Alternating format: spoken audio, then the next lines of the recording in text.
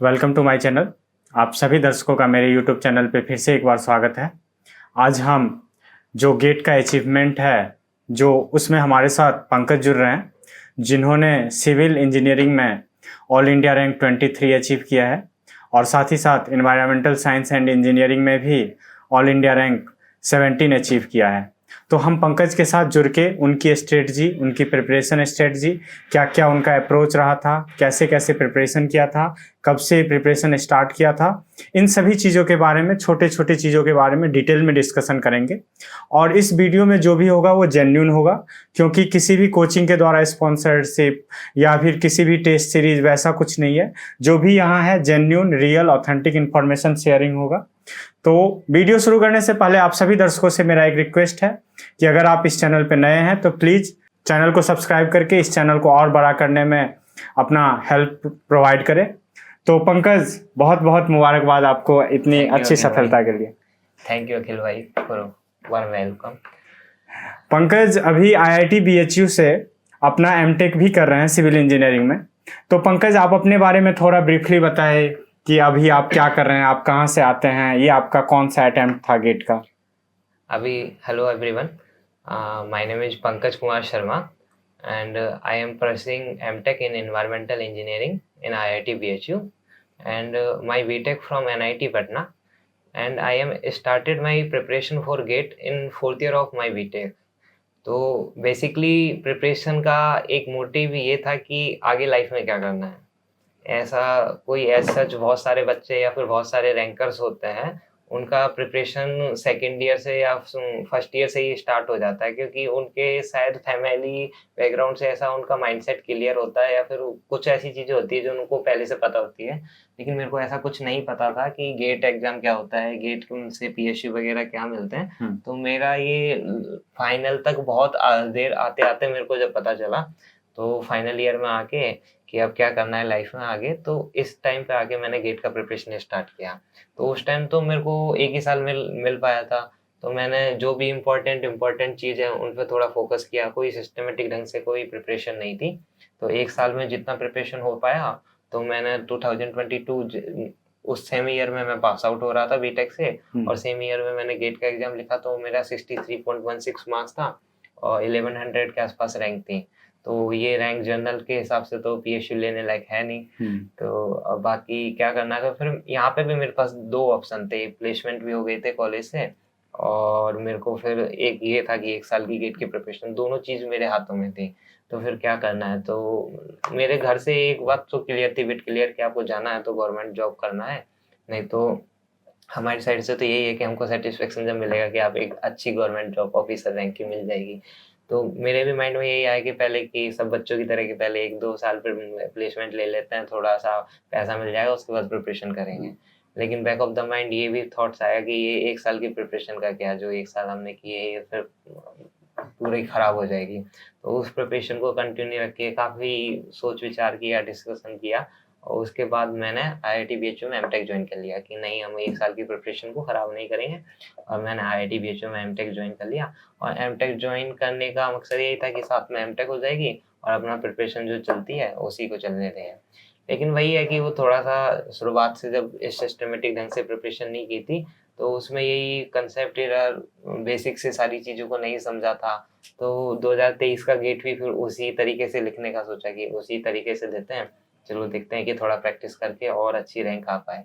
लेकिन 2023 का gate unfortunately बहुत टफ एग्जाम आ गया था, तो उसमें भी वही 600 के आसपास रैंक थी, लेकिन वो रैंक भी सफिशिएंट नहीं है जनरल कैटेगरी के लिए कि उसमें कुछ मिल जाए, और मिलेगा तो बहुत वेट करना पड़ेगा 1 से 1.5 साल।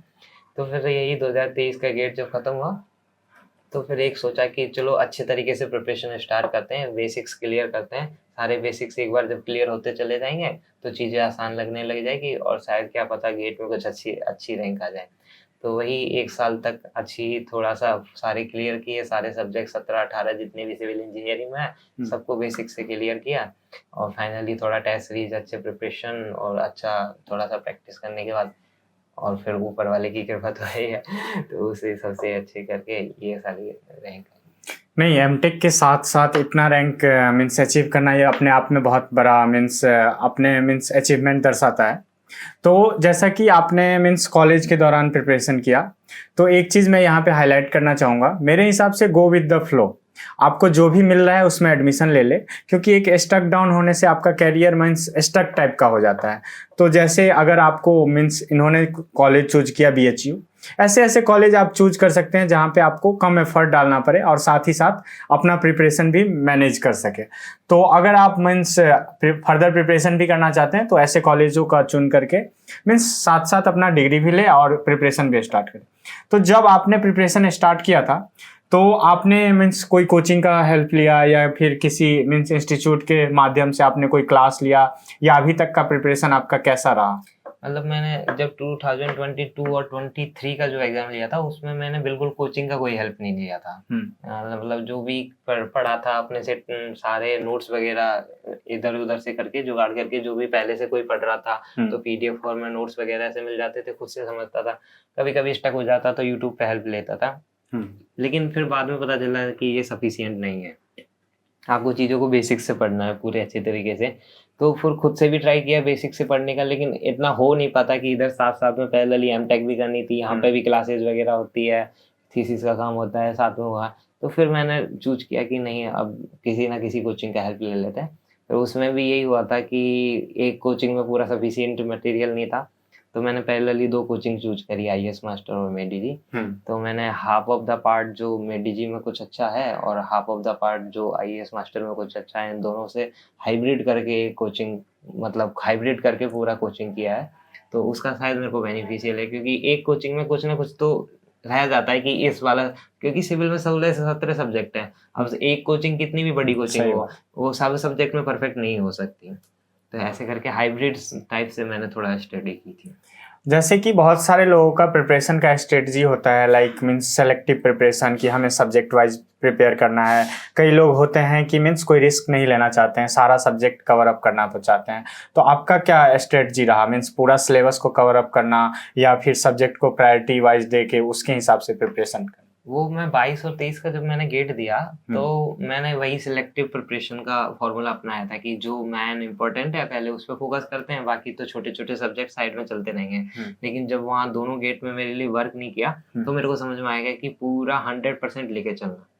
एंड मतलब पूरी प्रिपरेशन के ड्यूरेशन में मैंने जो 1 साल मैंने प्रिपरेशन की, यहाँ से लाइब्रेरी जाता था, लाइब्रेरी जाके प्रिपरेशन की, तो उसमें मैंने हमेशा एक भी बार भी मतलब एक बार माइंड सेट के लिया था कि सिविल इंजीनियरिंग में जो फर्स्ट रैंक आती है वो 90+ आती है।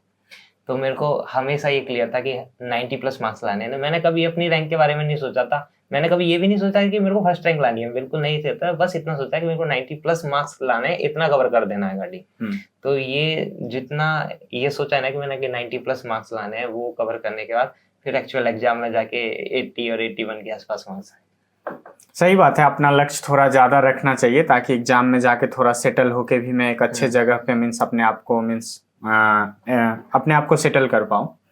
तो जैसे आपने पूरा सब्जेक्ट कवर अप किया, तो अगर 12 महीना के प्रिपरेशन को बांटते हैं तो पहले आप कितने मंथ आपने फुल सब्जेक्ट पे प्रिपरेशन दिया, उसके बाद कब टेस्ट सीरीज ज्वाइन किया, फिर मीन्स कौन सा टेस्ट सीरीज ज्वाइन किया, इन सब चीज़ के बारे में? हाँ, मैं बताता हूँ कि जैसे कि मैंने 2 साल पहले प्रिपरेशन कर रखी थी। तो अगर कोई फ्रेशर इंसान है तो अगर उसे प्रिपरेशन करनी है तो उसके लिए तो जितने में मैंने प्रिपरेशन किया, मैं एग्जैक्ट बताता हूँ, मार्च 2023 से मैंने स्टार्ट किया था। मतलब जीरो लेवल से जो भी, मतलब जीरो लेवल तो नहीं था, 2 गेट लिख के आया था, 600-700 रैंक थी उनमें, तो वो जीरो लेवल तो नहीं मान सकते। लेकिन मैं बोलता हूँ कि बिल्कुल मैंने फिर इतनी रैंक आने के बाद भी खुद पे ऐसा होता है ना कि इतनी रैंक आने के बाद मेरे को खुद पे बिलीव है ये तो हो जाएगा, मैंने बिल्कुल ऐसा नहीं किया। मैंने कहा मैं बिल्कुल जीरो से पढ़ूंगा, अब जो भी है बिल्कुल शुरुआत से स्टार्ट करूंगा, अगर मेरे को कुछ अच्छा अचीव करना है तो बिल्कुल शुरुआत से स्टार्ट करूंगा। और फिर वो ही जीरो लेवल से स्टार्ट किया, लेकिन उसमें थोड़ा सा ये सारी हेल्प मिली मेरे को कि जो फॉर्मूले वगैरह हैं जो मैंने पहले से गेट में पढ़ रखे हैं या फिर प्रीवियस ईयर के क्वेश्चन है जिनकी प्रैक्टिस कर रखी है, तो ये सब मेरे को नहीं करना पड़ा। तो इसीलिए मेरा ये 7 से 8 मंथ की ड्यूरेशन में मेरा काम हो गया सारा। नहीं तो अगर कोई फ्रेशर बंदा अगर कोई पढ़ेगा सिविल इंजीनियरिंग के सब्जेक्ट को तो उसको प्रॉपर 12 महीना या 14 महीना लग जाएगा सिर्फ कोचिंग खत्म करने में। उसके बाद फॉर्मूले वगैरह याद करना और अच्छे से प्रिपरेशन करना, सारी चीज़ों को बार बार रिवीजन करना, वो अलग से हैं। लेकिन मेरे लिए वो वाला नहीं था। मेरे को सबसे पहले पहली चीजें फार्मूला वगैरह सब याद थी, थोड़े से मतलब कंसेप्ट वगैरह थे, लेकिन वो डेप्थ में समझना था मेरे को, तो मैंने कंसेप्ट पे ज्यादा ध्यान दिए। फिर ये तो मैंने कोचिंग वाली बात की। फिर मेरे को एक जो सबसे बेनिफिशियल जो लगा था, एक मेडीजी का होता है कंसेप्ट थ्रू क्वेश्चन। तो कंसेप्ट थ्रू क्वेश्चन में उन लोगों ने काफी अच्छे लेवल के क्वेश्चन करवाए हुए थे। तो मेरे को यही था कि मेरे को छोटे लेवल पे जाना ही नहीं है, जो गेट में पूछते हैं वो काफी छोटे लेवल के होते हैं, लेकिन ये है कि बहुत सारा सब्जेक्ट पूछते हैं, तो आप एक जगह कंफ्यूज हो जाओगे, दूसरी जगह का क्वेश्चन छूट जाएगा। लेकिन आपने सब जगह से टफ की प्रिपरेशन कर रखी है ना, तो एक बोरेस्ट कंडीशन में ये होता है ना कि अगर कुछ भी नहीं आ रहा तो ये क्वेश्चन तो हो ही जाएगा। तो उस लेवल की प्रिपरेशन की, तो सीटीक्यू ने मेरी हेल्प की थी। सीटीक्यू से मैंने जो मेरी प्रिपरेशन का जो लेवल चढ़ गया है ना, वो बहुत ऊंचा चला गया। उसी के बाद मैंने मेडीजी की टेस्ट सीरीज ज्वाइन की थी। टेस्ट सीरीज ज्वाइन करने के बाद जो टॉपिक वाइज टेस्ट थे, मैंने सारे टेस्ट दिए थे। जो 70 टेस्ट आते हैं मेडीजी में, वो 70 के 70 में लास्ट एग्जाम तक सारे अटेम्प्ट करके गया था। और स्टार्टिंग से ही मेरी ऑलमोस्ट, अगर टॉपिक वाइज टेस्ट में देखें तो वही ऑल अंडर 20 अंडर 30 ऐसे ही रैंक आती थी। और फिर लास्ट में बढ़ते बढ़ते मतलब कुछ कुछ सब्जेक्ट होते हैं जो कुछ कुछ पॉइंट थे जिनमें वीक एरिया था, तो वहाँ पे कभी कभी 100 के आसपास रैंक पहुंच जाती थी। तो मेडीजी में नंबर ऑफ स्टूडेंट काफ़ी होते हैं, 1000 के आसपास होते हैं, उनमें ही रैंक आती थी, तो थोड़ा कॉन्फिडेंस भी आता था कि हाँ चलो ठीक है अच्छा कर रहे हैं।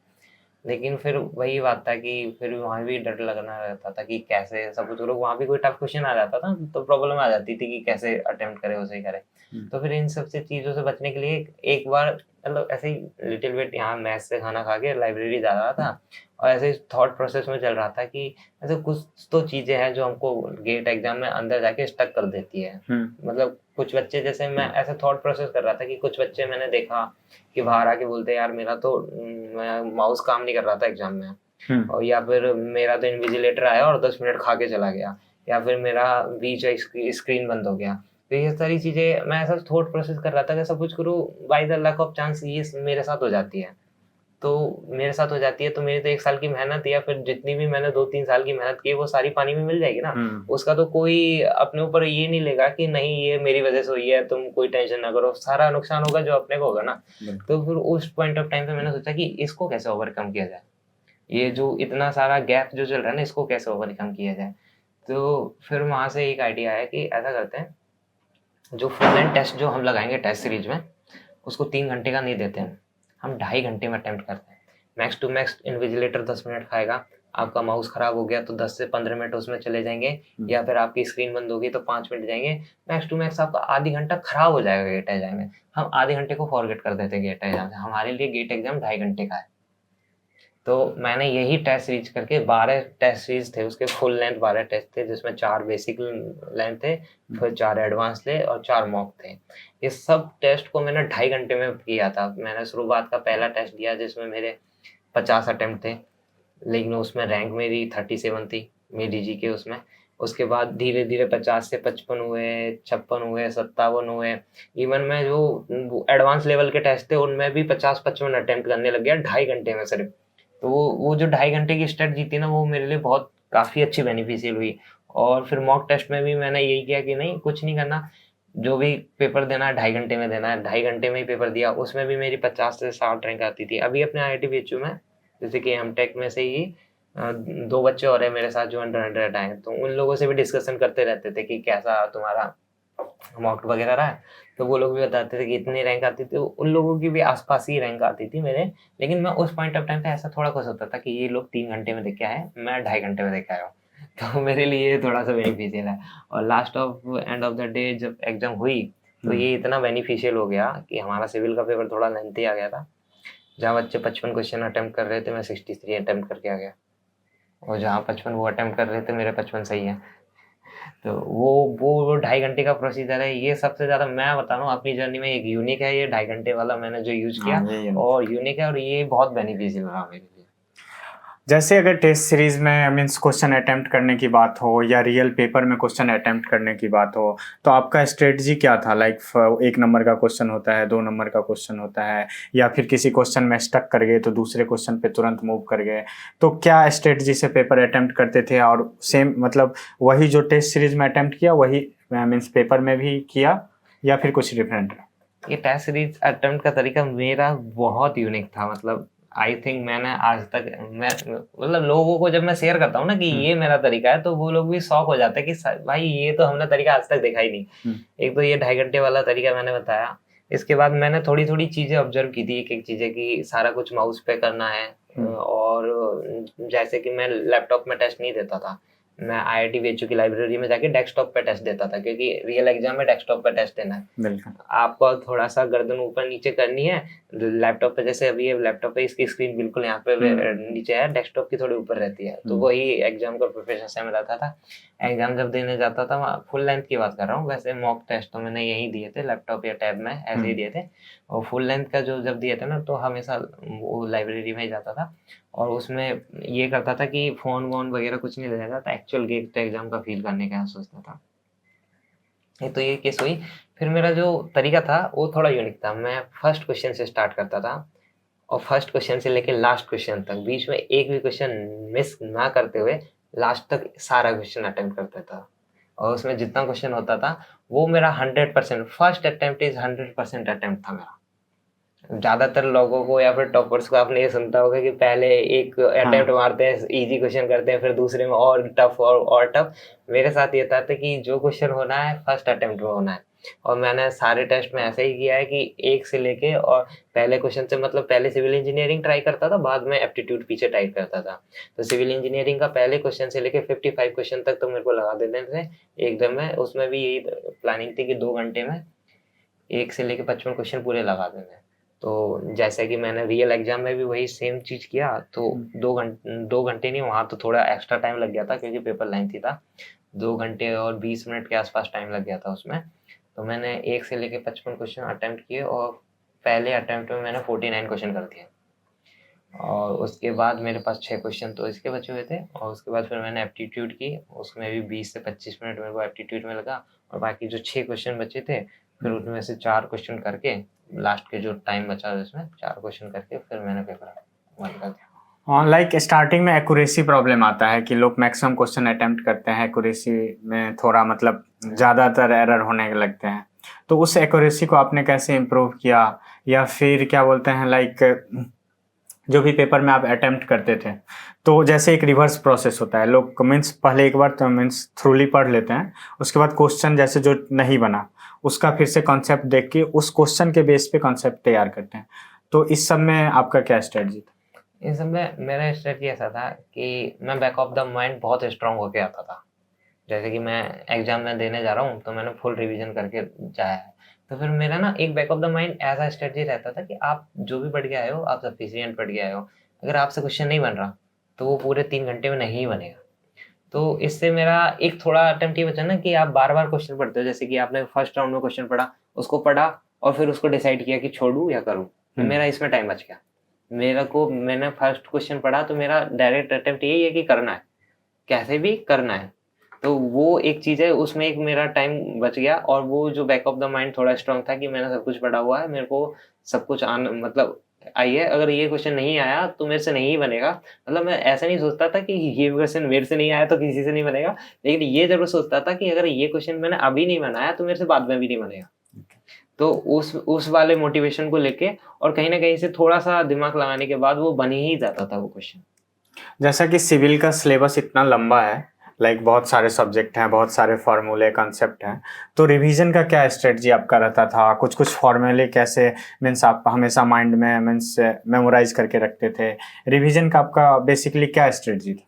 रिवीजन मैं ऐसा करता था कि 3 सब्जेक्ट एक दिन में मैं करता था, और उनके बीच में मेरे को प्रोफेसर के पास भी जाना होता था। तो 3 सब्जेक्ट में एक मेजर सब्जेक्ट होती थी, 2 माइनर सब्जेक्ट होती थी, ये तो रिवीजन करने होते थे।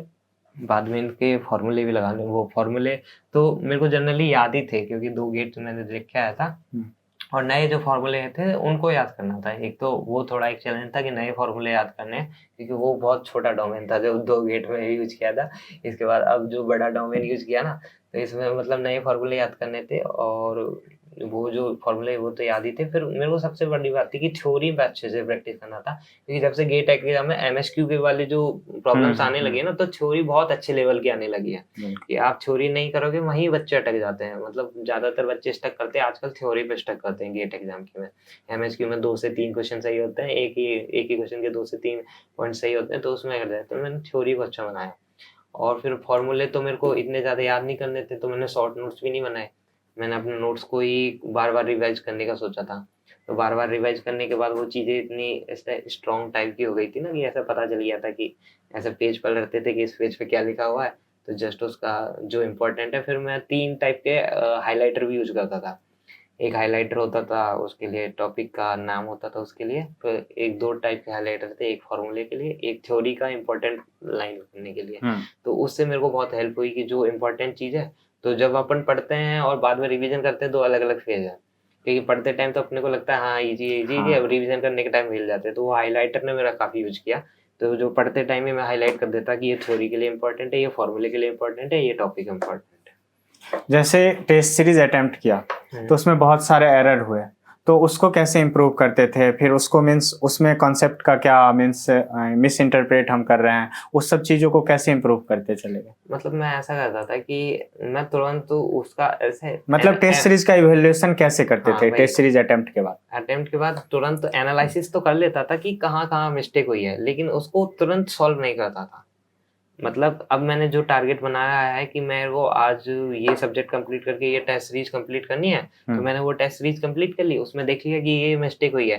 लेकिन जब मैं वापस उस सब्जेक्ट का रिवीजन करने जाऊंगा, तो उससे पहले उस टेस्ट सीरीज को खोलूंगा, और उस टेस्ट सीरीज को खोलूंगा, क्योंकि उसमें थोड़ा सा ऐसा हो जाता है ना कि अपन तुरंत ही अगर टेस्ट सीरीज खोल के एनालिसिस करके और रिवीजन करने बैठे, इतना तो अपना मन भी नहीं होता है, और इतना थोड़ा सा स्ट्रेंथ भी नहीं हो पाते कि अरे यार इतना देर पढ़ लिया सब्जेक्ट को, कितना ही इस सब्जेक्ट को देंगे। इसलिए मैंने ना उस चीज को थोड़ा अवॉइड किया कि अब भी मतलब जनरली की टेस्ट सीरीज दिया, थोड़ा मिस्टेक्स देखे, हाँ ये मिस्टेक्स हो गए, अब इसको जब दोबारा से इस सब्जेक्ट को रिवीजन करने हम जब जाएंगे ना, तब उस टेस्ट सीरीज के उस चीज को खोल के फिर देख लेंगे कि हाँ ये इस पॉइंट पे मिस्टेक हुई है, अब इस पे वर्क करो, ताकि वो नई एनर्जी के साथ जब उस सब्जेक्ट पे आए तो काफी अच्छी तरीके से उसका रिवीजन हो पाए। जैसे बहुत सारे सब्जेक्ट में 1 नंबर के क्वेश्चन आते हैं, मीन्स बहुत सारे लोग छोड़ देते हैं, लेकिन उसका कभी कभी नुकसान हो जाता है। तो मीन्स हर टॉपिक को आपने हर सब्जेक्ट हर टॉपिक को कवर करने का कोशिश किया? हाँ, मैंने तो सारा सब्जेक्ट कवर किया था। अगर कोई स्मार्ट प्रिपरेशन करना चाह रहे, जो कि करना नहीं चाहिए मेरे हिसाब से, अगर गेट का प्रिपरेशन करना चाहते हैं तो आप पूरा हॉल कंप्लीट थोरो सिलेबस के थ्रू जाइए, बट फिर भी अगर कोई करना चाहे तो आपके हिसाब से सब्जेक्ट की प्रायोरिटी क्या होनी चाहिए? सिविल में तो सब्जेक्ट की प्रायोरिटी फिक्स ही है, 2-3 सब्जेक्ट है जिनका weightage half of the GATE से ज्यादा है। जैसे कि एप्टीट्यूड और मैथ को देख ले तो 28 मार्क्स के तो वही हो जाते हैं दोनों, तो ये दोनों के क्लियर कर ले तो 28 मार्क्स हो जाते हैं। फिर सबसे बड़ा जो सब्जेक्ट होता है सॉइल होता है, जो 15 या 16 मार्क्स कवर करता है सॉइल। उसके बाद एनवायरमेंटल इंजीनियरिंग, जो आजकल बहुत हॉट टॉपिक में आने लगा है, और 13 से 14 मार्क्स वो कवर कर लेता है। फिर ट्रांसपोर्टेशन है जो 10 to 11 मार्क्स वो कवर कर लेता है, ट्रांसपोर्टेशन और सर्वेइंग दोनों को ऐड कर ले तो वो भी 14-15 मार्क्स हो जाते हैं। तो अगर ये 3-4 सब्जेक्ट को पूरा कर ले तो 50 क्रॉस मार्क्स ये 3-4 सब्जेक्ट ही कर देंगे। लेकिन फिर वही बात है कि इन सब में बिल्कुल हाई लेवल की एक्यूरेसी होनी चाहिए, क्योंकि जितने नंबर के हैं सब्जेक्ट, उतने अच्छे लेवल के इनसे क्वेश्चन भी आते हैं। जैसा कि आपने जैसा बोला कि आपने कोचिंग का हेल्प लिया, तो आपका जो भी सोर्स था आपके प्रिपरेशन का, जस्ट कोचिंग का मटेरियल था या फिर आपने बुक का भी हेल्प लिया या फिर खुद से भी कोई नोट प्रिपरेशन किया, मीन्स किसी भी सोर्स से? क्या था आपका सोर्स? मेरा प्रॉपर नोट्स ही था। मीन्स नोट्स आपने जस्ट कोचिंग बेस्ड नोट या फिर बुक के हेल्प भी लिया या फिर और भी तरह से कहीं से नोट बनाया? कोचिंग लोग जैसे कि आईएएस मास्टर और मेरी दीदी काफी अच्छी कोचिंग है, इतना पढ़ा देते हैं ये लोग कि मतलब अगर पूरा पढ़ा जाए तो इनके बाहर पेपर नहीं जाता। लेकिन ये है ना कि बच्चे उनको भी नहीं पूरा पूरा पढ़ पाते, तो अगर पूरा फुल फोकस होकर उन्हीं के नोट्स को अगर पढ़ दे तो आपका अच्छा खासा रैंक आ जाएगा। लास्ट मंथ की क्या स्ट्रेटजी रही? जैसे गेट एग्जाम से जस्ट लास्ट मंथ का क्या स्ट्रेटजी रहा? लास्ट मंथ का यही स्ट्रेटजी था कि मैं ओवरऑल अगर देखे जाए तो 2-2 तो टेस्ट लगाता था, दो टेस्ट मीन्स एक तो प्रीवियस ईयर का जो टेस्ट है ना, वो प्रीवियस ईयर को मैंने एज ए प्रैक्टिस नहीं किया, मैंने एज ए टेस्ट दिया। जैसे टेस्ट बुक में नहीं होता प्रीवियस ईयर जो टेस्ट के रूप में दिया होता है, मैंने उसको टेस्ट के ऐसे लगाए। तो मैंने एक जैसे लास्ट मंथ में मेरे पास एक तो फुल लेंथ टेस्ट बच गए थे, और एक बच गया था मेरे पास ये कौन सा टॉपिक वाइज 50 मार्क्स का जो पेपर होता है ना, ये बच गया था। तो मैं दिन में ये करता था कि वो प्रीवियस ईयर 2010 से लेके 2023 तक के थे, वही कम से कम 26-27 प्रीवियस ईयर थे। पर डे एक प्रीवियस ईयर का पेपर लगाता था सुबह, और शाम को जो पेपर होता था या तो वो फुल लेंथ टेस्ट होता था या फिर 50 मार्क्स का टेस्ट होता था, ऐसे करके। क्योंकि मेरे को पता चल गया था ना मेरी शिफ्ट शाम को है जनवरी में, तो मेरे को सारे पेपर शाम को ही देने, जो मैन पेपर जो देता था वो शाम को ही देता था। जैसे कि एक चीज़ है, जैसे आप साथ ही साथ एमटेक भी कर रहे हैं और साथ ही साथ आपने गेट का भी प्रिपरेशन किया, तो दोनों को मैचअप करना बहुत डिफिकल्ट होता है, मतलब इतना इजी भी नहीं होता है। तो आपने उस चीज़ों का कैसे बैलेंस बना के रखा? मतलब मैं थोड़ा सा ऐसा टाइम डिस्ट्रीब्यूशन किया था। प्रोफेसर लोगों ने, मेरे प्रोफेसर ने इसमें काफ़ी हेल्प की थी। उन लोग वो उनको भी पता था कि ये लोग प्रिपरेशन कर रहे हैं, तो वो मतलब ऐसा बोलते थे कि बेटा अगर तुम लोगों को प्रिपरेशन करनी है तो एक थीसिस के लिए एक टाइम डिवाइड कर लो, थीसिस के लिए जो वर्क करना है, उसके बाद प्रिपरेशन के लिए एक टाइम डिवाइड कर लो। उसके बाद ये है कि जब तुम्हारी एग्जाम बिल्कुल क्लोज आ जाए तो फिर पूरा फोकस थोड़ा सा एग्जाम की तरफ शिफ्ट कर दो, एग्जाम खत्म हो जाए तो पूरा फोकस थीसिस की ओर शिफ्ट कर दो। तो उसमें थोड़ा-सा ऐसा डिवाइड किया हुआ था। लेकिन जनरली थीसिस के लिए तो कम ही टाइम मिल पाता था। मोस्ट ऑफ द टाइम वही प्रिपरेशन के लिए, क्योंकि सिविल इंजीनियरिंग का इतना ही बड़ा सिलेबस है ना कि आदमी अगर बिल्कुल सिंगल बैठ के अगर पढ़ पाए तो भी कवर नहीं कर पाए। लेकिन वो थोड़ा स्मार्ट स्टडी और थोड़ी-सी पीछे की मेहनत भी काम आई थी। इन सब से वजह से ये दोनों एमटेक और थीसिस, एमटेक और गेट का एग्ज़ाम दोनों एक साथ हो गया। तो आपने एमटेक के प्लेसमेंट में पार्टिसिपेट किया या नहीं? ये मैं बिट क्लियर था कि मेरे को नहीं करना पार्टिसिपेट, क्योंकि मैं पीछे से प्लेसमेंट छोड़ के आया हूँ। अगर वही चीज़ मेरे को सेम करनी है तो फिर मेरा मतलब वो जो जिस टारगेट के साथ मैं यहाँ आया था वो कंप्लीट नहीं होगा। तो मैं पहले दिन से, जिस दिन आईआईटी बीएचयू में कदम रखा था, उसी दिन से बिट क्लियर था कि नहीं, मेरे को कोई प्लेसमेंट नहीं लेना है। आपको जो भी परफॉर्म करना है यही गेट एग्जाम या फिर जो भी एग्जाम आप दोगे उसी में एक जैसे कोई भी एग्ज़ाम की प्रिपरेशन कर रहे हो, गेट तो बहुत ही मीन्स टफ एग्ज़ाम है, तो मीन्स 1 साल का ड्यूरेशन हम प्रिपेयर कर रहे हैं, डिसिप्लिन सबसे ज़्यादा ज़रूरी है। मीन्स खुद को आप मीन्स कैसे मोटिवेट रखते थे, लाइक कंटिन्यूअस 12 मंथ का प्रिपरेशन के दौरान खुद को मीन्स हर चीज़, जैसे कॉलेज का माहौल भी होता है, फन का माहौल, और भी बहुत सारे इन्वायरमेंटल फैक्टर डिपेंड करते हैं। तो आपने कैसे खुद को 12 महीने तक उस डिसिप्लिन वे में रखा? क्या आपका स्ट्रेटजी क्या था? एक तो आईआईटी में है अपन लोग, तो हर 1-2 वीक में कुछ ना कुछ प्लान हो ही जाता है, या मोटिवेट रखने के लिए या फिर कुछ अच्छा होने के लिए। तो एक तो उन सारी चीज़ों में पार्टिसिपेट करते थे। बाकी मेरी एक पर्सनल स्ट्रेटजी है कि मैं खुद को एक टारगेट सेट करता था कि आपको 1 वीक में ये वाला टारगेट कंप्लीट करना है। तो वो अगर कंप्लीट नहीं हुआ तो आप चैन की नींद मत सोना। मतलब वो एज़ ए प्रिपरेशन के टाइम पे मैंने खुद को एक चैलेंज के रूप में लिया था कि ये अगर प्रिपरेशन किया था, उस प्रिपरेशन में ये होता है ना कि हम लोग सैटरडे को क्रिकेट खेलने जाते थे। हम हॉस्टल की एक टीम थी, वही क्रिकेट खेलने जाती थी सैटरडे को।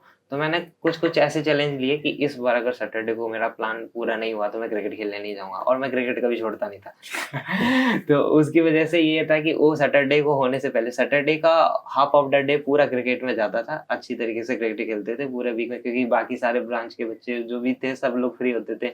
जिनसे मैच लेना होता था, या तो बीटेक से होता था, एमटेक फर्स्ट ईयर से होता था, किसी से होता तो वो भी फ्री रहते थे।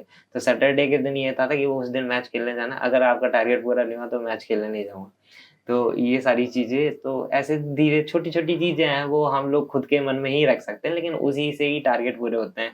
वो थोड़े-थोड़े पनिशमेंट होते हैं ना, जैसे कि मैं पहले थोड़ा स्लीपिंग साइकिल के लिए मेरी प्रॉब्लम थी। जैसे कि आपने हॉस्टल में देखते ही हो 1-2 बजे तक नॉर्मल वे नहीं रहता, हॉस्टल में वही बिल्कुल। आवाज़ होने लगती है। तो मेरे को पहले जब था तो मेरे को नींद नहीं आती थी, 2-3 बजे तक नींद नहीं आती थी।